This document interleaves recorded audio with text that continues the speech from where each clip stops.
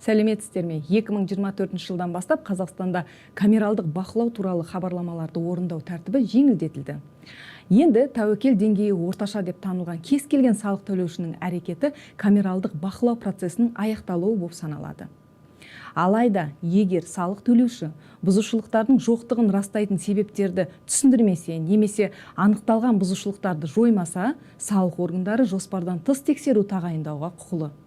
Жоспардан тыс тексеру басталар алдында салық төлеушіге алдын ала салықтық тексеру жүргізу туралы шешім жібереді.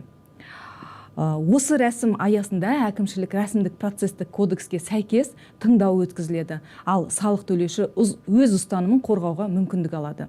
Салықтық тексерулерден қалай сақтануға болады? Біріншіден, салықтық есептілік уақытылы әрі толық тапсыру. Екіншіден, бұзушылықтар анықталған жағдайда оларды жедел түрде жою немесе толық түсіндірме беру. Үшіншіден, жоспардан тыс тексеру тағайындалған жағдайда тыңдау рәсіміне белсенді қатысу және өз ұстанымын қорғау. Бесіншіден, салық заңнамасын сақтау және камералдық бақылау хабарламаларына уақытылы әрекет ету салық төлеушілерге салықтық тексерулермен байланысты келеңсіз жағдайлардан аулақ болуға көмектеседі. Назарларыңызға рахмет.